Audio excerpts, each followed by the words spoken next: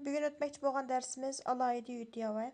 Bunun təmi bazarlarda satqan yut yağı oxşamaydı. Şuna payız çıkıdı.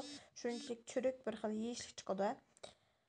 Bunun keterlik materiallar aldı bilen 300 gram un, unga 3 gram pagi, podavfinden 2 gram qo'sh köptürgüç unuya, tuzdan 3 gram, bir tal tuxum, muşlarını çaqımız ve sütten 160 gram süt koyup ximiri qurulmamız. Ma sütni az-azdan qo'yinglar, bir xil to'kib etmayjimi? Tashchi aralashtirib ximir yo'g'irib olamiz. Ximirni yaxshi ishlaymiz.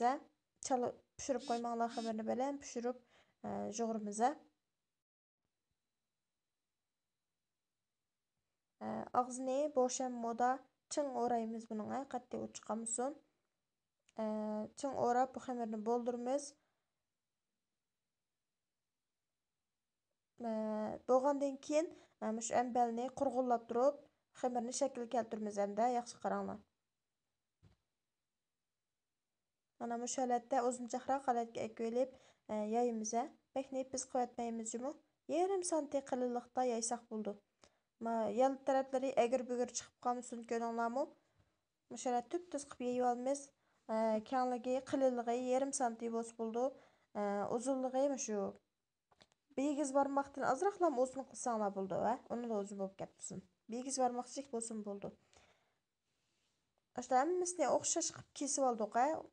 Kesib olgandan keyin ikki juplab qo'yib, shundoq cho'k bilan bostiramiz. Ko'rdinglarmi? Mana mush holatda yaxshi qarab, mush bo'yicha qilsanglar bo'ldi, Hammasini mush holatda tayyorlab oldik. Endi 10 minut tindiramiz xamirni, Shakl keltirib bo'ldik. Endi 10 minut tindiramiz. Tindirgandan keyin bu yana azroq ko'rab, o'zini azroq qo'yib turdi. Ondan o'tni muvofiq miqdorda qizitib, mayni muvofiq miqdorda qizitimiz. Bak kuchli bo'lib ketmasin, bak bo'shim bo'lib qolmasin. Ondan buni aldirmay shu pishiramiz. O'tni kuchli qilib bo'lmasa sarg'aymay kuyib ketib qoldi. Sarg'ayib pishsa, bak chiroyli chiqadi yutyav. Mush holatda oltin rangi kirib pishidi.